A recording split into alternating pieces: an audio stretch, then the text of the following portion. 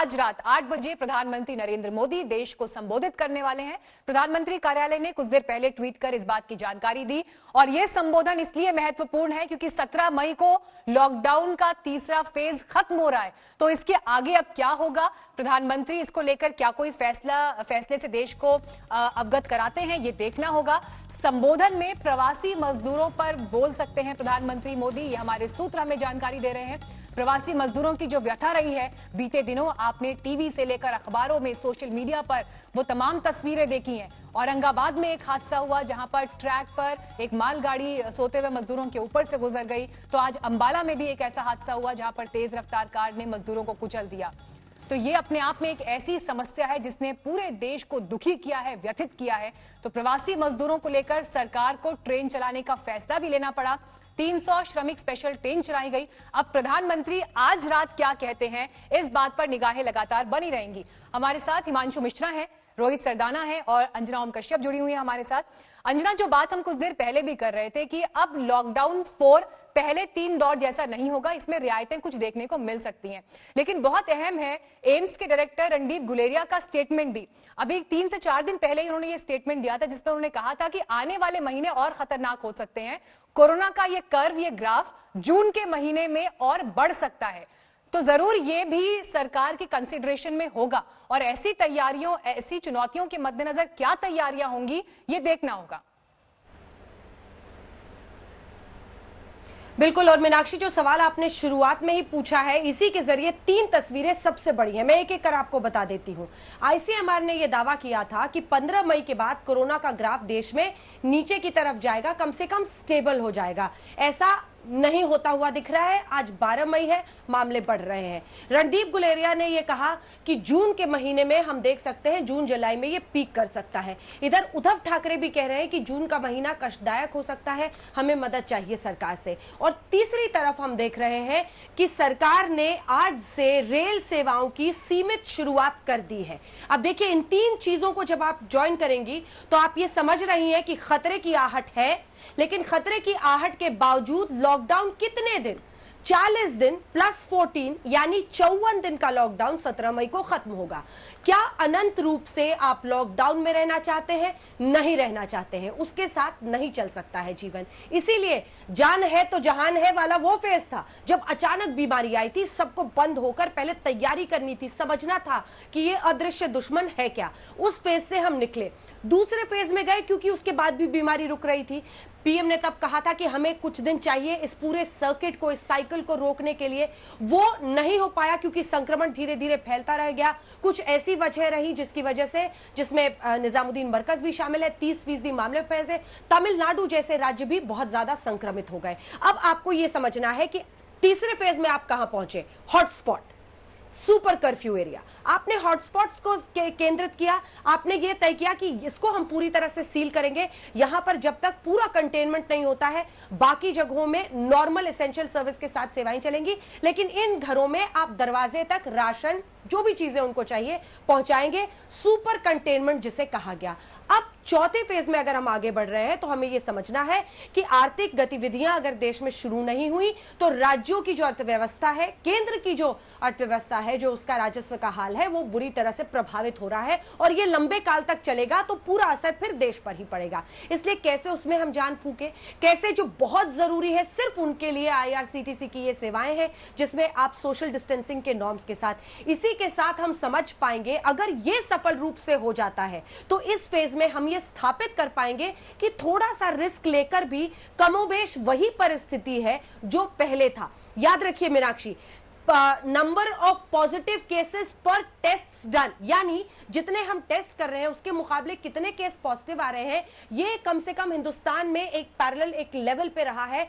कम से कम आप कह सकते हैं वो आंकड़ा एक ही स्तर पर हमेशा ऊपर नीचे होता रहा है, उसमें बहुत ज्यादा फर्क नहीं आया है। तो ये बताता है कि बहुत ज्यादा संक्रमण नहीं हो रहा है। एक ऐसा भी हिस्सा था, कई लोग थे जो दूसरे तीसरे सप्ताह से ही कह रहे थे स्टेज 3 हो गया है, अब तो कम्युनिटी में फैल रहा है, लेकिन ऐसी परिस्थिति नहीं है। जितने डॉक्टर्स, एक्सपर्ट्स आज तक पर आते हैं वो बताते हैं अगर कम्युनिटी लेवल का संक्रमण होता तो फिर अस्पतालों की हालत इतनी बुरी हो जाती कि कोई उस पर पर्दा नहीं डाल सकता था। मृत्यु दर 3.5% के आसपास है। यह सही परिस्थिति है जब देश कुछ रिस्क मोल लेकर ये समझ सकता है कि लॉकडाउन से एग्जिट का ये प्लान रेलवे सेवाओं के जरिए अर्थव्यवस्था में कुछ ढील देने के साथ जो रेड जोन से उनको पूरी तरह से कंटेन करके हम कैसे स्थापित कर सकते हैं। और मुझे लगता है रात 8 बजे प्रधानमंत्री इसी तरफ बड़े कदम की बात कर सकते हैं। और पिछली बार भी मीनाक्षी, जैसा आपने बताया था, वो उन्होंने हाथ जोड़कर मजदूरों से माफी मांगी थी और कहा था कि मेरे लिए ये सबसे अंदर से व्यथित करने वाली चीज है कि आपको इतनी तकलीफ हो रही है,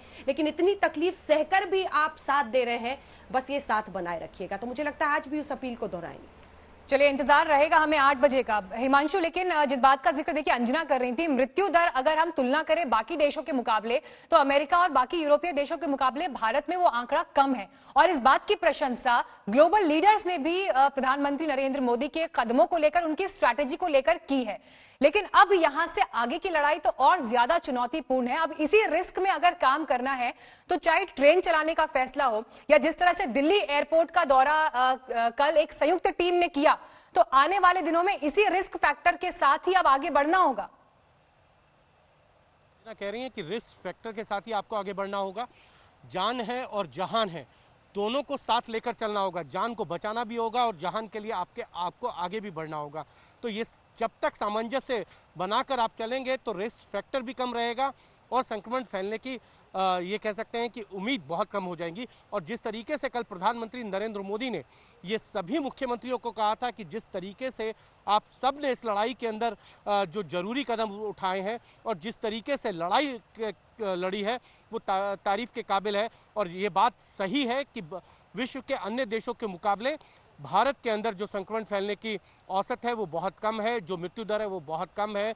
मैं एक और चीज़ बता दूं कि रिकवरी रेट अगर हम देखें, जो बात अंजना कह रही थी उसमें एक और पॉइंट जोड़ देना चाहिए। रिकवरी रेट पिछले कुछ दिनों से अगर हम देखें तो लगभग 30% के आसपास है। और इसी रिकवरी रेट को जो है सरकार भी चाहती है और सभी स्टेट्स की सरकारें भी चाहती है कि रिकवरी रेट भी जो है वो तेजी से बढ़ेगा, तभी इस संक्रमण को फैलने से भी रोका जा सकता है और जो संक्रमित लोग हैं उनको जल्द से जल्द स्वस्थ करके घर भी वापस भेजा सकता है। इन्हीं सब रणनीतियों को लेकर प्रधानमंत्री नरेंद्र मोदी जो हैं आज राष्ट्र को संबोधित करेंगे। उसके अंदर माइग्रेंट लेबर्स को लेकर वो संबोधित कर सकते हैं। दूसरी बात यह है कि लॉकडाउन के अंदर अगर लगाया जाता है तो उसमें किस तरीके से आपको अपने जनजीवन और जीवनचर्या को आगे लेकर चलना होगा, इसको लेकर भी एक रूपरेखा जो है प्रधानमंत्री नरेंद्र मोदी की तरफ से आज दी जा सकती है। लौटती हूं मैं हिमांशु आपके पास। मनोज्ञा लोहेवाल भी हमारे साथ इस वक्त जुड़ गई हैं। मनोज्ञा, सुबह आप हावड़ा स्टेशन से रिपोर्ट कर रही थी और आपने वहां की तस्वीरें भी हमें दिखाई। उसके बाद बंगाल से तो यह खबर भी आई कि स्वास्थ्य सचिव के काम से सरकार खुश नहीं थी, तो उन्हें अब शिफ्ट कर दिया गया है पर्यावरण विभाग में। कल ममता बनर्जी जब प्रधानमंत्री के साथ बैठक में शामिल हुई तो उन्होंने अपने विचार और कुछ नाराजगी भी जाहिर की। लेकिन अब आज जब प्रधानमंत्री रात 8 बजे बोलने वाले हैं, किस तरह से बंगाल के लोग कर रहे हैं इंतजार, क्या खबरें आपके पास पहुंच रही हैं, लोगों से जब आप बात कर रही हैं क्या रिएक्शंस आपको मिल रहे हैं?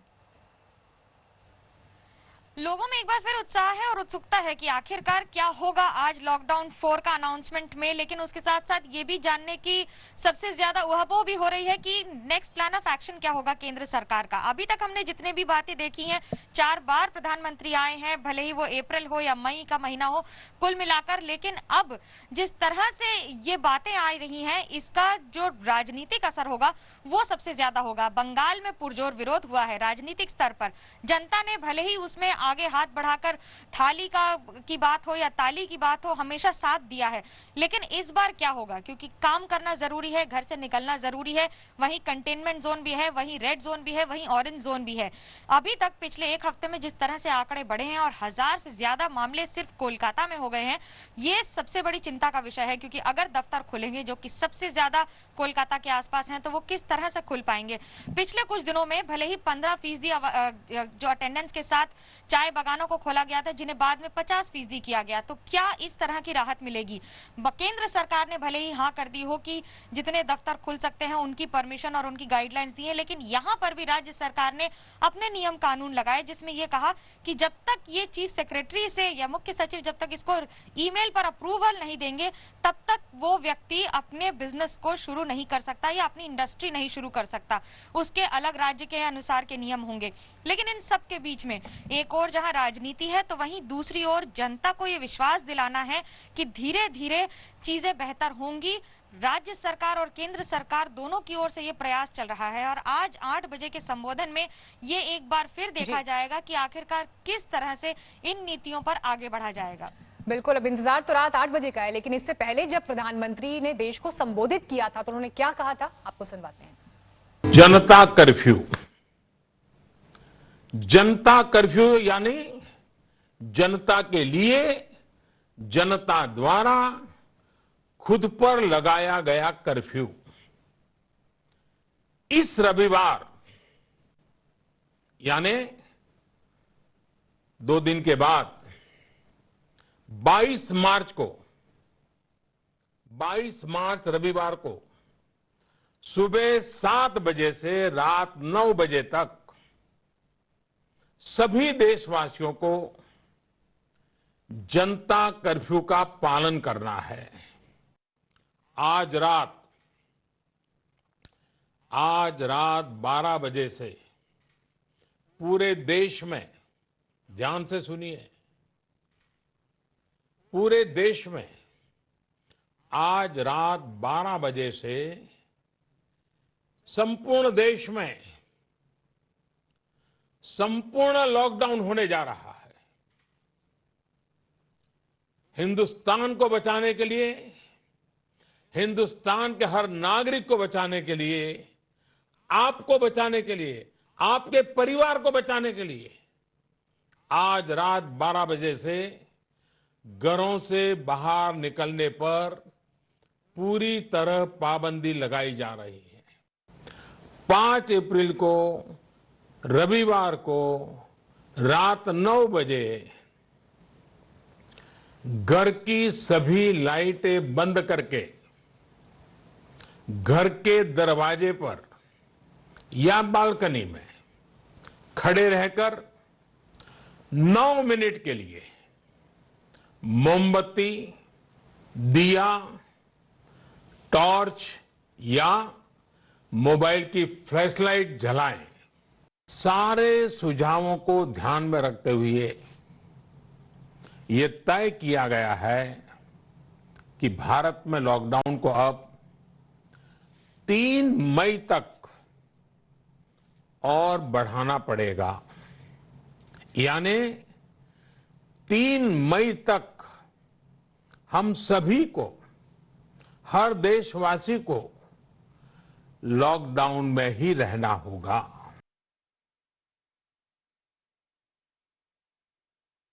तो कोरोना के संक्रमण काल में प्रधानमंत्री इससे पहले जब जब देश को संबोधित कर चुके हैं, उसी संबोधन के कुछ हिस्से हमने आपको दिखाए। इस वक्त हमारे साथ बीजेपी से शाहनवाज हुसैन जुड़ गए हैं और कांग्रेस से हमारे साथ अखिलेश प्रताप सिंह इस वक्त मौजूद हैं। शाहनवाज जी, पूरे देश को अब इंतजार ये है कि 17 मई के बाद क्या होना है, क्या फैसले सरकार के हो सकते हैं, लॉकडाउन बढ़ेगा, खत्म होगा, रियायतें होंगी, क्या आप इस वक्त हमारे साथ शेयर कर सकते हैं? देश को संबोधित करना है तो अभी कयास ही लगाया जा सकता है, लेकिन ये सही है कि कल टीम इंडिया की मीटिंग हुई और उस टीम इंडिया मतलब सारे मुख्यमंत्री, प्रधानमंत्री और उनकी टीम के साथ जो बैठक हुई है उसमें देश को आगे कैसे कोरोना की लड़ाई में आगे ले जाना है इस पर चर्चा विस्तार से हुई है। और मैं समझता हूँ इतनी लंबी चर्चा पहली बार 2 फेज में वो चर्चा हुई और जो फीडबैक मिला है, जो एक्सपर्ट की राय है, जो राज्यों के मुख्यमंत्री की राय है, उसकी रोशनी में प्रधानमंत्री जी आज देश को संबोधित करेंगे। क्योंकि कई राज्य लॉकडाउन बढ़ाने के पक्ष में हैं और कई राज्य लॉकडाउन के छूट के पक्ष में हैं, कई राज्य ट्रेन चलाने के पक्ष में हैं, कई राज्य उसके पक्ष में नहीं है। तो ये एक राय आई है, लेकिन प्रधानमंत्री जी अपनी पूरी टीम के साथ इस पर चर्चा करके आज देश को संबोधित करेंगे और देश को इंतजार रहेगा, क्योंकि कोविड-19 का जो खतरा है उससे देश को बचाना है। और इसमें अभी तक पूरी इकट्ठे एकजुट होकर जो चर्चा हुई है, मुझे लगता है इसका बड़ा संदेश गया है। और आज हम सबको, पूरे देश को इंतजार रहेगा कि प्रधानमंत्री जी, मुख्यमंत्री और सारी बैठक के बाद देश को संबोधित करते हुए क्या ऐलान करते हैं। आपकी तरह और आपके दर्शकों की तरह इंतजार रहेगा। और ऐसे भी आज तक पर सबसे ज्यादा जब भी प्रधानमंत्री जी ने संबोधित किया है तो सबसे ज्यादा आज तक पर देखा गया है। तो हम भी आज तक खोलकर बैठेंगे, इंतजार करेंगे, प्रधानमंत्री के संबोधन का इंतजार करेंगे, क्योंकि उससे पहले सिर्फ कयास लगाया जा सकता है। लेकिन प्रधानमंत्री जी जो भी फैसला करेंगे वो देश के हित में करेंगे। 135 करोड़ हिंदुस्तानी को कैसे कोविड से बचाया जाए, मैं आपको भी यहाँ पर जोड़ना चाहूंगी। जिस बात का जिक्र शाहनवाज हुसैन कर रहे हैं वो कह रहे हैं कि संतोषजनक रहे हैं अभी तक के नतीजे। विपक्ष क्या उम्मीद कर रहा है आज प्रधानमंत्री के संबोधन से? देखिए, यही तो समस्या है कि सिर्फ कीर्तन किया जाता है। संतोषजनक है तो उसके आधार गिनाने चाहिए थे। देखिए, समस्या क्या है कि जब किसी प्रधानमंत्री के काम नहीं बोलता है, प्रधानमंत्रियों के सत्ता शीर्ष पे बैठे लोगों के काम बोलते हैं, लेकिन जब उसका कोई काम नहीं बोलता है तो उसे बार बार बोलना पड़ता है। और यहाँ यही है, इवेंट मैनेजमेंट से तो आप लोगों का ध्यान भटका करके 6 वर्षों से सत्ता पा सकते हैं या लोगों का मेन मुद्दों से ध्यान हटा सकते हैं, लेकिन इवेंट मैनेजमेंट से महामारी पे नहीं काबू पा सकते हैं। वो दिख भी गया, 3 बार बोल चुके हैं मोदी जी, एक दिन का वो भी जो चौथी बार हो गया। और क्या होता गया, हम और बद से बदतर होते गए। पूरे राष्ट्र ने, पूरे समाज ने, पूरे हर राजनीतिक दल ने मोदी जी की हर अपील का साथ दिया। लेकिन आज करोड़ों लाखों लोग सड़कों पे हैं। किस विभत्स स्थिति में मजदूर गरीब लोग सड़कों पे हैं। पत्थर दिल लोगों का भी पिघल जाता है दिल, लेकिन बीजेपी के लोगों का नहीं पिघल रहा है। ट्रेनों की झूठ बोलते रहे कि फ्री में ट्रेनें दी जा रही हैं, वो भी पोल खुल गई। लोग किस तरह परेशान हैं। छोटे कारोबारी, गांव में रहने वाले, 45-50 दिन हो गए 500 रुपये कुछ महिला खाते धारकों के खातों में डाला था, 10-8-9 करोड़ लोगों के, जबकि संख्या है 70 करोड़, 65-50 करोड़ लोगों की संख्या है। 38 करोड़ तो जनधन अकाउंट वाले ही हैं। गरीबों के, मजदूरों को जो रोजगार कर रहे हैं, जिनका रोजी रोजगार छीना, उनकी बात तो छोड़ दीजिए। तो सिर्फ बोलना है, अब बोल करके ही उस पर चर्चा करना है। तो अखिलेश जी, क्या आपको नहीं लगता कि बाकी दुनिया के मुकाबले जिस स्थिति में भारत है, बाकी दुनिया के मुकाबले यहाँ पर मृत्यु दर जो कम है, वो उन आंकड़ों को क्या आप नजरअंदाज करते हैं? और दूसरी बात, राजस्थान में आपकी सरकार है, भीलवाड़ा मॉडल वहां सक्सेसफुल हुआ, लेकिन फिर बाकी राज्य उसको क्यों इंप्लीमेंट नहीं कर पाया? अंजना भी मेरे साथ मौजूद है इस वक्त। अंजना, आप भी इसमें सवाल जोड़ना चाहती हैं अपना?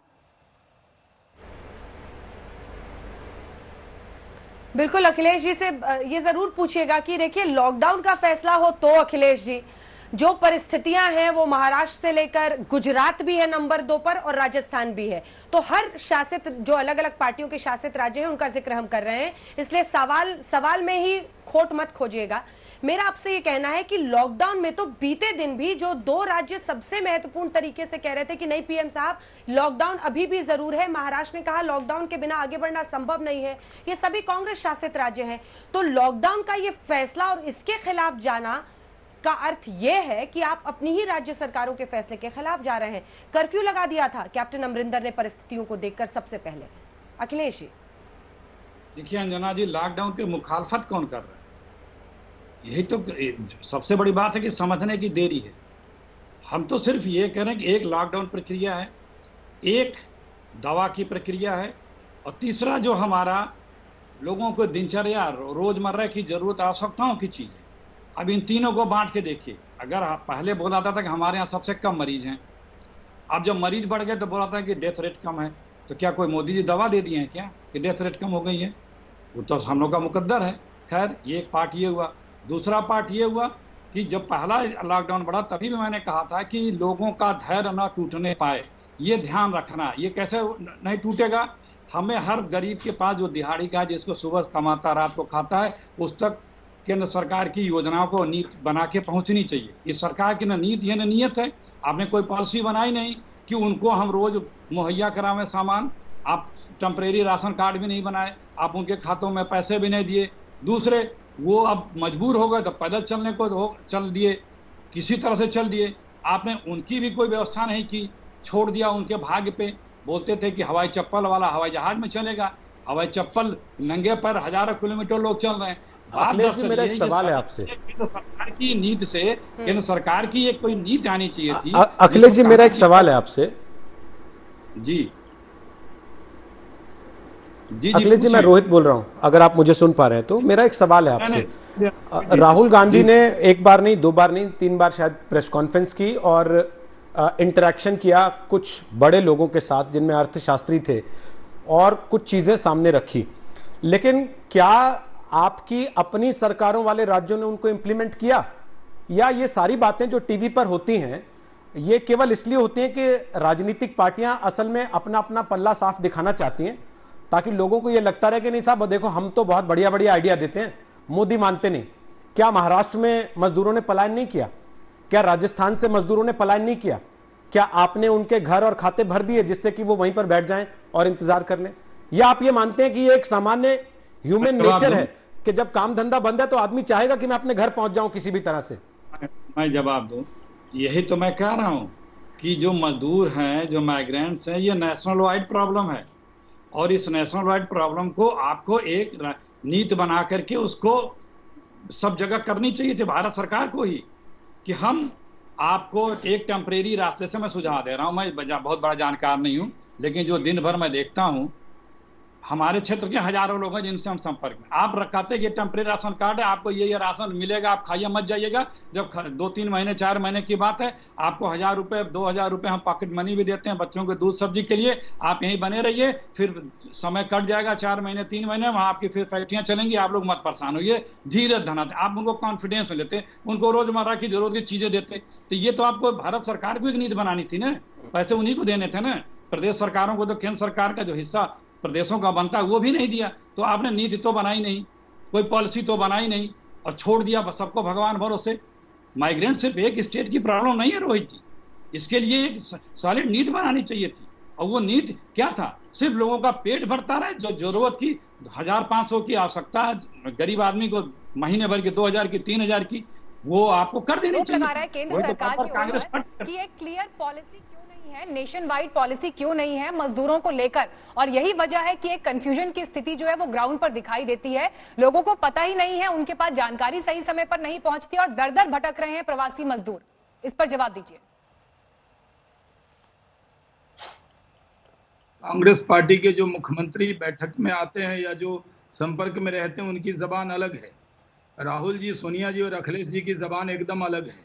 इनका ये कहना कि क्या जो लोग बच गए हैं मोदी जी दवा दे दिए इसलिए बच गए। हाँ, मोदी जी ने लॉकडाउन नहीं किया होता तो ये देश इटली बन जाता, ये देश स्पेन बन जाता, ये अमेरिका बन जाता। मोदी जी ने पूरी ताकत से नेतृत्व की क्षमता दिखाई और आप उनके बारे में जो राय रखते हैं, क्योंकि आप लोग नरेंद्र मोदी जी से इतना ज्यादा आपको हसद और जलन है कि देश के प्रधानमंत्री के तौर पर उनका सम्मान तो कीजिए। वो क्या अपने लिए फैसले कर रहे हैं? वो एक्सपर्ट की राय लेकर, मुख्यमंत्री की राय लेकर निर्णय करते हैं। महाराष्ट्र के मुख्यमंत्री ने जो सवाल अंजना जी ने किया उसका जवाब नहीं दिया आपने।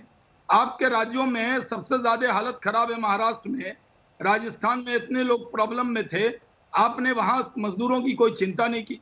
आपने 2 ट्रेन की बात कर ली, अब हम ट्रेन चला रहे हैं, सिर्फ 2 वोचर दिखा दिया आपने भरूच से और अहमदाबाद से, उसके अलावा सिर्फ बयानबाजी करना। क्या कांग्रेस पार्टी ये मान रही है कोई इलेक्शन चल रहा है? आपको हमारी आलोचना करनी है, मोदी जी की करनी है, देश की करनी है, कीजिए। लेकिन कोविड के वक्त में पूरा देश देख रहा है कि आप लोगों की नीयत और आपके नेता की नीयत सिर्फ मोदी जी की आलोचना है। देश के प्रधानमंत्री के तौर पर पूरे दुनिया में उनकी प्रशंसा हो रही है। और कल जी आप और भी आपको मैं बीच में टोक रही हूं और आपको भी अखिलेश प्रताप जी, एक सेकंड सर, मैं आपका भी जवाब लूंगी। आपका भी हाथ दिख रहा है उठा हुआ। इस वक्त हमारे साथ सीधे झारखंड के मुख्यमंत्री हेमंत सोरेन जी जुड़ रहे हैं लाइव आज तक पर। बीते दिन भी हेमंत सोरेन जी आप मुख्यमंत्रियों की बैठक में प्रधानमंत्री के साथ शामिल हुए थे। मेरा पहला सवाल आज की इस जो एक डेवलपमेंट है उसके मद्देनजर यही है कि आज प्रधानमंत्री रात 8 बजे देश को संबोधित करेंगे। बतौर मुख्यमंत्री जो आपकी बीते दिन बैठक में बात हुई, आज आप क्या उम्मीद करते हैं? पीएम क्या बोल सकते हैं? उन्होंने जो बीते दिन आप लोगों से कहा था उससे आप क्या समझ पाए थे? हेमंत सोरेन जी। देखिए, 17 तारीख को प्रधानमंत्री जी अपनी बात रखेंगे फिर देश को अगले लॉकडाउन के संदर्भ में, और मैं उम्मीद करूंगा कि झारखंड जैसे पिछड़े प्रदेश, उड़ीसा और हमारे इधर जो बिहार हैं, बंगाल है, उड़ीसा है, छत्तीसगढ़ है, यूपी है, यहाँ के माइग्रेंट मजदूरों पर विशेष कुछ बात जरूर रखेंगे। जिस तरीके से विगत 40-50 दिनों के अंदर अभी जो हमारे प्रवासी मजदूरों का जो एक कंटिन्यूअस बहाव बरसों से था, अलग अलग राज्यों में लोग पहुंचते थे, रोजगार का हिस्सा बनते थे, आज वो बहाव बिल्कुल डाइवर्ट होकर के वापस अपनी गांव की ओर चल पड़ा है। और हालात इतनी बुरी है कि लोग ट्रेन में कट के मर रहे हैं, महिलाएं सड़कों पर प्रसव कर रही हैं, लोग चलते चलते मर जा रहे हैं, ये हालत है। तो मुझे लगता है कि मजदूरों के विषय पर जरूर इनका कोई ध्यान देंगे, क्योंकि जिस तरीके से देश की अर्थव्यवस्था के पहिए को घुमाने में इनकी भूमिका रही है, ये किसी से छुपा नहीं है, चाहे वो संगठित क्षेत्र हो चाहे असंगठित क्षेत्र रहा हो। इन दोनों क्षेत्रों में इन लोगों की एक बड़ी भूमिका रही है। और आज कहीं ना कहीं आने वाला समय में भी इन मजदूरों की एक बड़ी भूमिका इस देश की अर्थव्यवस्था के चक्के को घुमाने का है, पहिए को चलाने का है।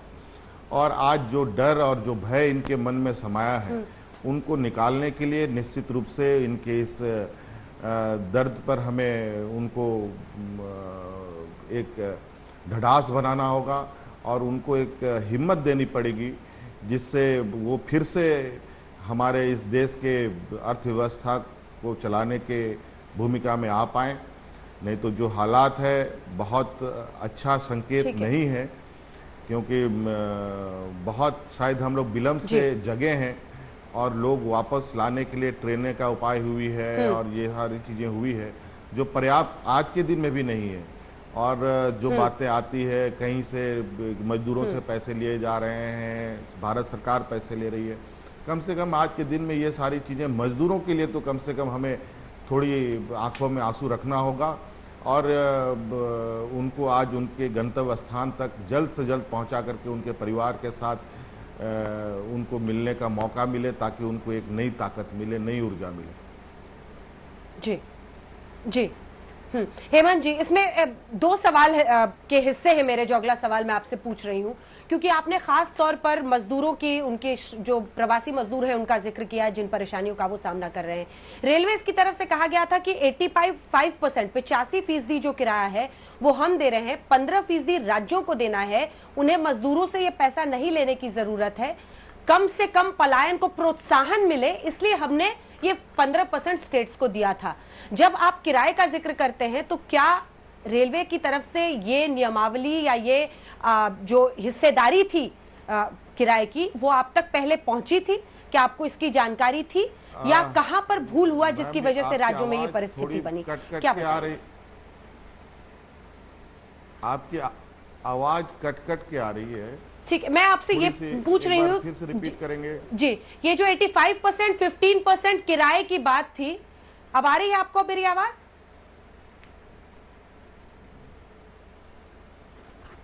आवाज कट कट के आ रही है। चलिए एक बार फिर से संपर्क साधने की कोशिश करेंगे। ठीक है, मेरा अगला सवाल आपसे ये है कि बीते दिन जो पीएम ने कहा है, उन्होंने कहा कि जो फर्स्ट फेज में नियमों की जरूरत थी या स्ट्रिक्टनेस की जरूरत थी वो सेकंड फेज में नहीं थी, जो सेकंड फेज में जरूरत थी उसकी तीसरे में नहीं थी, जो तीसरे में थी उसकी जरूरत अब चौथे फेज में नहीं है। क्या हम माने कि कल के बाद रेलवे की भी सेवाएं शुरू हो रही है, 17 मई के बाद काफी ढील हम देखेंगे नियमों में? हेमंत सोरेन जी।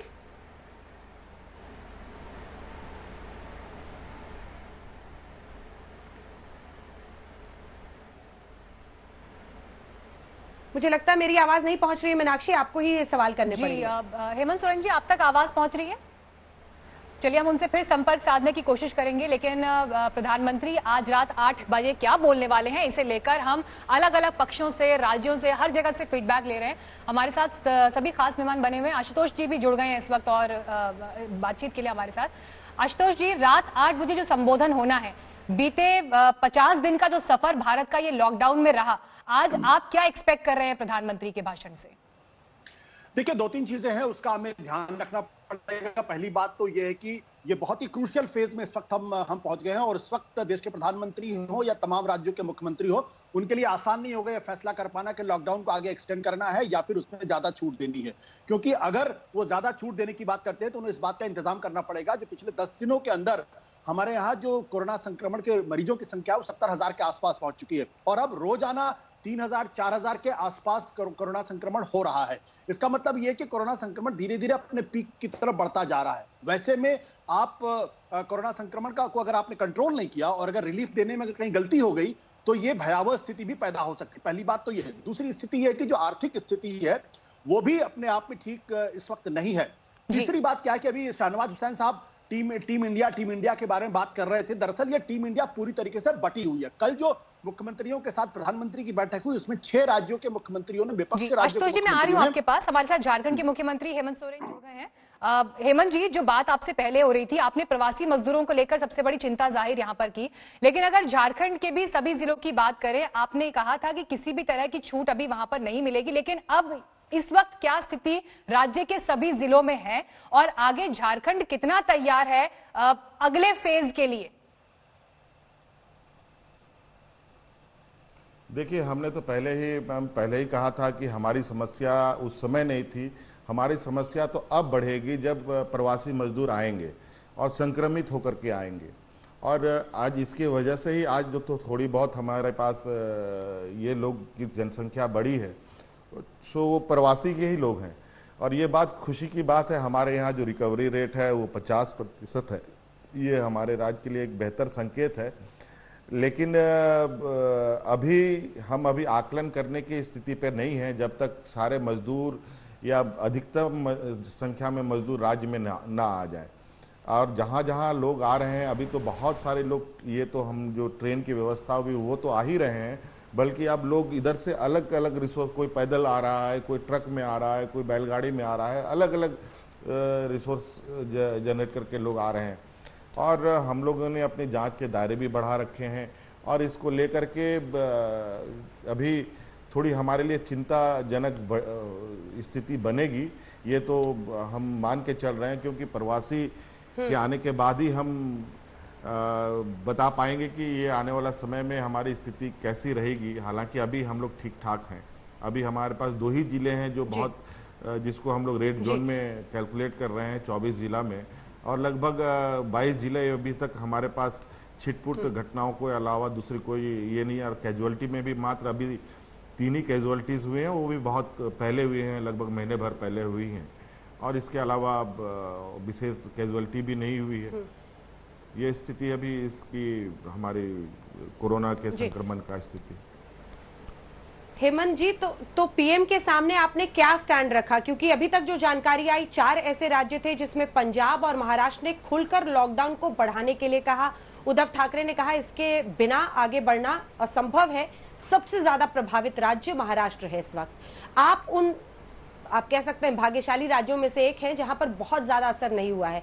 तो क्या हम माने कि आपने लॉकडाउन में जितनी भी ढील दी जा सकती है उसकी वकालत की? क्या था आपका स्टैंड पीएम के सामने लॉकडाउन को लेकर 17 मई के बाद? नहीं, अभी हमने भारत सरकार के गाइडलाइन जितने भी आए हैं लॉकडाउन में ढील देने की, और वैसे भी यहाँ पर सबसे अधिक हमारे यहाँ राज्य में भारत सरकार की उपक्रमें ही काम करती हैं, जो लॉकडाउन के दौरान में भी वो कंटिन्यूअस चल रहे थे, वो बंद वैसे भी नहीं थे, और उसको और अधिक गति देने की वकालत हुई है। और इसको लेकर के अभी हालांकि हम लोगों ने कोई ढील कहीं पर नहीं दिया है। अभी तक पूर्ण रूप से हम लोग का लॉकडाउन चल रहा है पूरे राज्य में, और अभी इस विषय पर चर्चा हो रही है। और अभी चूंकि आपको एक और चीज़ बिल्कुल स्पष्ट है, अभी बहुत सारे इस बीच में त्यौहार भी गुजरे इस लॉकडाउन के दौरान। हमारे स्थानीय सरहुल भी हम लोगों ने पार किया, रामनवमी भी पार किया। अभी हम रमज़ान के समय में हैं, और हमको लगता है कि रमज़ान के समय में अभी लॉकडाउन खोलना, मुझे लगता है कि एक और स्थिति उत्पन्न हो सकती है जब लोग अचानक बाहर निकलेंगे अपनी ज़रूरतों को पूरा करने के लिए, तो स्थिति और खराब हो सकती है। अभी तक हम लोगों ने इस विषय पर कड़ी नजर रखी हुई है। इसको कई चीजों को ध्यान में रखकर अभी हम लोगों ने लॉकडाउन नहीं खोला है। और अगला 17 तारीख को प्रधानमंत्री जी का, जो हमारे देश के कैप्टन है, आखिर उनका निर्णय आखिरी निर्णय है, वो क्या निर्णय देते हैं उसके अनुरूप राज्य के अंदर की स्थिति को देखकर हम लोग आगे का निर्णय लेंगे। ठीक है, आप हेमंत जी बने रहिए। एक बार जरा जल्दी से आपको सुना देते हैं, जब पीएम ने इससे पहले भी लॉकडाउन को बढ़ाने का ऐलान किया था, अपने संबोधन में क्या कहा था। एक बहुत महत्वपूर्ण सवाल है मेरे मन में आपके लिए, सुनिए पहले। जनता कर्फ्यू, जनता कर्फ्यू यानी जनता के लिए, जनता द्वारा खुद पर लगाया गया कर्फ्यू। इस रविवार यानी 2 दिन के बाद 22 मार्च रविवार को सुबह 7 बजे से रात 9 बजे तक सभी देशवासियों को जनता कर्फ्यू का पालन करना है। आज रात 12 बजे से पूरे देश में, ध्यान से सुनिए, पूरे देश में आज रात 12 बजे से संपूर्ण देश में संपूर्ण लॉकडाउन होने जा रहा है।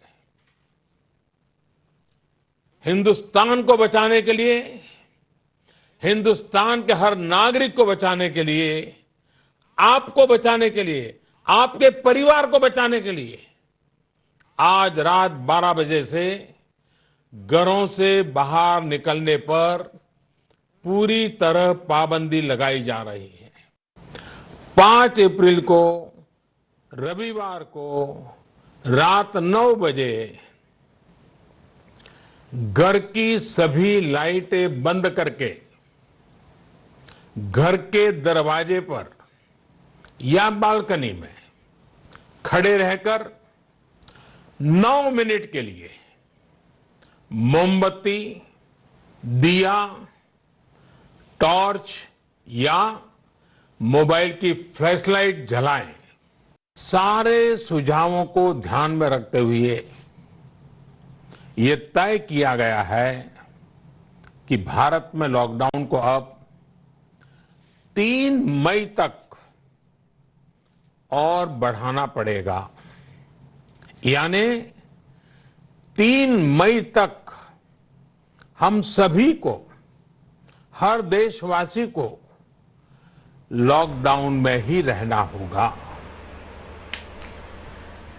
तो प्रधानमंत्री ने जब जब इस तरह का ऐलान किया, देश ने उनका साथ दिया। हमने देखा किस तरह से संपूर्ण लॉकडाउन देश में चला है और अब तक जब 17 मई ये लॉकडाउन 3 खत्म होगा, कुल 54 दिन बीत जाएंगे। हेमंत सोरेन जी, मुझे लगता है कि ये जब हम सुनाते हैं रात 8 बजे, पीएम ने इससे पहले और एक दिन उन्होंने सुबह में भी ऐलान किया था, तो हर किसी की, हर देशवासी की धड़कनें थमी रहती हैं कि आज ऐलान होने वाला है, पीएम क्या कहने वाले हैं।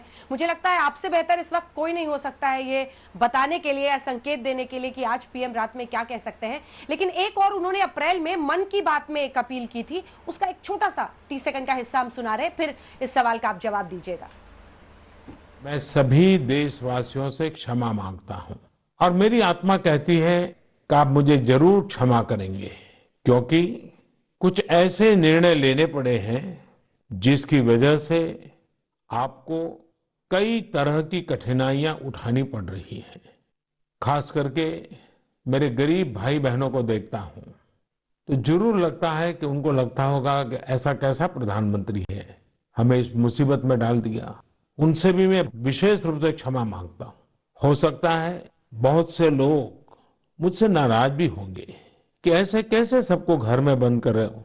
मैं आपकी दिक्कतें समझता हूं, आपकी परेशानी भी समझता हूं, लेकिन भारत जैसे 130 करोड़ की आबादी वाले देश को कोरोना के खिलाफ लड़ाई के लिए एक कदम उठाए बिना कोई रास्ता नहीं था। कोरोना के खिलाफ लड़ाई जीवन और मृत्यु के बीच की लड़ाई है और इस लड़ाई में हमें जीतना है। और इसीलिए ये कठोर कदम उठाने बहुत आवश्यक थे। किसी का मन नहीं करता है ऐसे कदमों के लिए, लेकिन दुनिया के हालात देखने के बाद लगता है कि यही एक रास्ता बचा है। आपको, आपके परिवार को सुरक्षित रखना है। मैं फिर एक बार आपको जो भी असुविधा हुई है, कठिनाई हुई है, इसके लिए क्षमा मांगता हूं। तो प्रधानमंत्री ने जब मन की बात में भी अपनी बात कही, उन्होंने हाथ जोड़कर पहले भी माफी मांगी। मजदूरों की मजबूरी को लेकर ये देश व्यथित है और इसी समस्या का हल ढूंढने के लिए बीते दिन भी मुख्यमंत्रियों के साथ बैठक हुई। हमारे साथ लगातार बने हुए हैं झारखंड के मुख्यमंत्री और हेमंत सोरेन जी। सुबह सुबह का वक्त है, मैं देख रही हूँ आप लगातार कामकाज भी कर रहे हैं, लेकिन इन सब के बीच आप वक्त दे रहे हैं, इसके लिए बहुत धन्यवाद। क्योंकि पूरे देश में इस वक्त हलचल है ये जानने के लिए कि आगे अब क्या होगा, क्योंकि बहुत निर्णायक मोड़ से इस वक्त देश गुजर रहा है। मुझे लगता है आपसे अच्छा कोई नहीं हो सकता ये बताने के लिए कि पीएम आज क्या बोल सकते हैं। हर कोई आपका कहा हुआ एक एक शब्द इस वक्त सुनेगा। हेमंत जी, क्या ऐलान हो सकता है? देखिए, 54 दिन बीत गए लॉकडाउन के और आपने थोड़ा हमें फ्लैशबैक में भी भेजा और माननीय प्रधानमंत्री जी के कई घोषणाओं को आपने सुनाया भी। ये तो यही वाली बात हो गई, चिट भी मेरी पट भी मेरी। मतलब मुसीबत में भी डाले, माफ़ी भी मांगे और आज जो नदी की प्रवाह बदल गई है मजदूरों का, आप देख रहे हैं क्या हताशा है, क्या हालत है। आज मैं, चूंकि हम लोग मजदूर प्रधान राज्य हैं, यहाँ सब कुछ होते हुए भी हम लोग एक ऐसे हालात से गुजरते हैं यहाँ के राज्य के लोग, जिसकी पीड़ा शायद यहाँ के जो लोग प्रवासी हैं वही बता सकते हैं। खनिज संपदाओं से भरपूर ये राज्य, 42% से अधिक खनिज संपदा जो हम देते हैं, रेलवे को सबसे अधिक रेवेन्यू हम देते हैं। आज मजदूरों को रेलवे में पैसे देने पड़े, इस राज्य के लोगों को, इस राज्य के मजदूरों को, इससे बड़ा दुर्भाग्य और कुछ नहीं हो सकता। और आज चूंकि हमारे पास इतना संसाधन नहीं है, इसी पर ट्रेन पर ही मेरा सवाल था जिसका जवाब मैं पहले हेमंत जी आपसे नहीं ले पाई थी जी। हाँ, ये 85% और 15% वाले की सच्चाई क्या थी? क्योंकि कहा गया रेलवेज ने पहले राज्य सरकारों को कहा था कि आपको सिर्फ 15% देना है, ये आप अपनी तरफ से भी दे सकते हैं, श्रमिकों से लेने के लिए नहीं कहा था। ये जो उनका जवाब था, इसका सच क्या है? नहीं, श्रमिकों से तो हम ले ही नहीं रहे हैं मैडम। हम लोग श्रमिकों से तो आज तक हम लोगों ने लिया ही नहीं, एक भी पैसे हम लोगों ने श्रमिकों से नहीं लिया। जहां राज्य सरकार ने इंटरवेन किया है या जब से राज्य सरकार ने इस एक्टिविटीज को शुरू किया है, राज्य सरकार ने एक भी पैसे हम लोगों ने मजदूरों से नहीं लिया। और जहां 15% की बात है, 85% की बात है, उसका इंटरप्रिटेशन कई तरीके से है। आप उस इंटरप्रिटेशन को अगर हम देखेंगे बहुत बड़े पैमाने में, तो वही मतलब बिग जीरो आपको मिलेगा, वहीं पर चल के हम आके खड़े हो गए। ये आज ये कोई बहुत बड़ा ये नहीं ले रहे हैं, ऐसा मतलब राज्यों के ऊपर कोई मेहरबानी नहीं हो रही है। आज केंद्र सरकार का ये प्राथमिकता दायित्व है कि हमको आज इनके लिए बहुत, ये बात सही है, आज केंद्र के लिए एक अग्नि परीक्षा है। एक तरफ बहुत बड़ा अर्थव्यवस्था का ये है बटखरा है, दूसरी तरफ बहुत बड़ा मजदूरों का एक अलग बटखरा है। आज इनको कैसे बैलेंस करेंगे और किस तरीके से करेंगे, मुझे लगता है कि इसमें मैं बहुत ज़्यादा कुछ कहने की स्थिति पर नहीं हूँ, क्योंकि सारा चीज़ राज्य सरकार की जिम्मेवारी पर आज है। आज अर्थव्यवस्था में अगर धन संग्रह करने की बात करें तो हमारे पास कोई रिसोर्सेज नहीं है। हम ना टैक्स लगा सकते हैं, ना टैक्स घटा सकते हैं। कल हमने प्रधानमंत्री जी से कहा हमें भी अपना रिसोर्स जनरेट करने का थोड़ा रास्ता बताया जाए। नहीं तो हर एक रुपया के लिए हमें केंद्र की ओर सर उठाना पड़ता है। और ये जरूर है कि आज हमारे पिछड़े राज्यों के लिए इनका जो यहाँ से मजदूर जाते हैं इनके लिए इनको विशेष तौर पर हमें उम्मीद होगी कि 17 तारीख को कुछ बात रखेंगे जरूर। जी, और आपने कहा कि कैसे आपने भी प्रधानमंत्री के सामने अपनी बात कही है कि रेवेन्यू राजस्व कैसे आपको इकट्ठा करना है, जुगाड़ना है, इसके लिए राज्यों को ढील दी जाए। आप बने रहिए हमारे साथ। एक ऐसे मुख्यमंत्री की बात अब हम सुना रहे हैं जिसकी अक्सर आप भी प्रशंसा करते रहे और वो भी आपकी बहुत करते रहे, दिल्ली के मुख्यमंत्री अरविंद केजरीवाल। जिसके बाद मैं इस पर आऊंगी कि पीएम ने जो ये सवाल पूछा है कि ओपनिंग कहां कहां पर हो, आप अपनी तरफ से क्या क्या सुझाव देंगे। तमाम मुख्यमंत्रियों ने क्या कुछ कहा है, 15 मई तक ये जवाब तमाम राज्यों को देने हैं। आइए लेकिन पहले आपको सुना देते हैं दिल्ली के मुख्यमंत्री अरविंद केजरीवाल वो क्या कह रहे हैं। ये वाला तीसरा लॉकडाउन 17 मई तक है। 17 मई के बाद क्या करना चाहिए, इसके ऊपर कल प्रधानमंत्री जी ने देश के सभी मुख्यमंत्रियों के साथ चर्चा की थी और प्रधानमंत्री जी ने चर्चा के बाद कहा कि कौन सा राज्य क्या चाहता है, आप कितनी ढिलाई चाहते हैं लॉकडाउन में, क्या क्या चीज़ें शुरू करना चाहते हैं।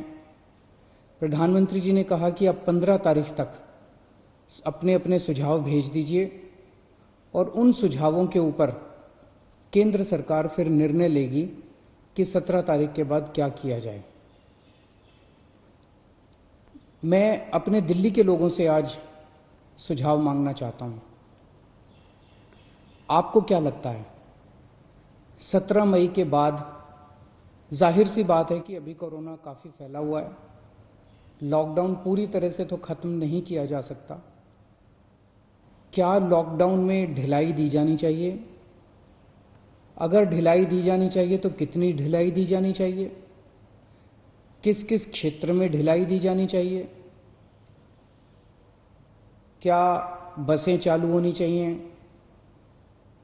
क्या मेट्रो चालू होनी चाहिए, क्या ऑटो चालू होनी चाहिए, टैक्सी चालू होनी चाहिए, क्या स्कूल खुलने चाहिए, मार्केट खुलने चाहिए, इंडस्ट्रियल एरियाज खुलने चाहिए, क्या क्या चीज़ें खुलनी चाहिए, क्या क्या चीज़ें नहीं खुलनी चाहिए। जाहिर सी बात है कि सोशल डिस्टेंसिंग कड़ाई से मेंटेन की जाएगी, सबके लिए मास्क पहनना अनिवार्य होगा। हमें अपने आप को एक तरफ कोरोना से बचाना है, अपनी सेहत को कोरोना से बचाना है और दूसरी तरफ अर्थव्यवस्था की भी सेहत बना के रखना। तो आपने सुना दिल्ली के मुख्यमंत्री अरविंद केजरीवाल ये कह रहे हैं कि अब हमें क्या फैसला लेना है, दिल्ली के लोगों की वो राय मांग रहे हैं और इसी के साथ वो आगे बढ़ने की बात कर रहे हैं।